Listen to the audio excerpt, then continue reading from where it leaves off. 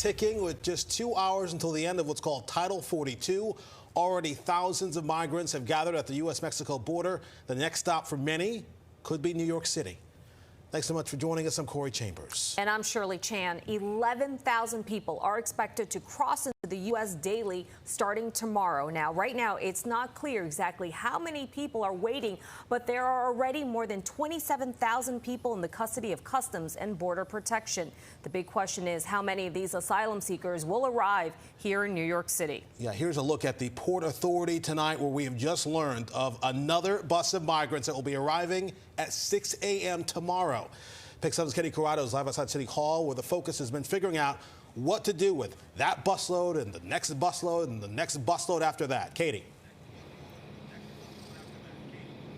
Corey, Shirley, good evening to you both. Title 42 is set to expire in just under 2 hours, and we are expecting to see a surge of asylum seekers headed to New York City. The big question is, how will the city safely accommodate them? Mayor Eric Adams says that physically there is just no space left.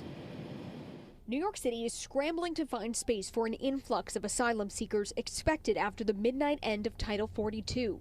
The pandemic-era health policy allowed authorities to immediately expel migrants to prevent the spread of COVID. We get an average of 500 people a day. We could potentially get thousands of people a day in our city. Mayor Adams wants to house asylum seekers in Rockland and Orange counties, but is facing pushback. A bus of 2 to 3 dozen single migrant men arrived in Newburgh Thursday morning, despite Orange County Executive Stephen Newhouse saying he was promised by the state and city that no buses would be sent until further notice. A judge granted Rockland County a restraining order Thursday, stopping 340 migrants from being bused to a hotel in Orangeburg. We're paying for it. We're only taking volunteers. We are communicating with the officials up there on what we're doing. Alex Rappaport, whose soup kitchen has been helping to feed asylum seekers, sees no problem with housing people in hotels outside of New York City. Their stay, their food, their medical, everything is guaranteed by the city. How can people still complain? Other than, I don't want to see people with brown color skin on my street, what is the problem? Mayor Adams also temporarily suspended the city's decades-old right to shelter law, which requires providing a bed to anyone who requests one.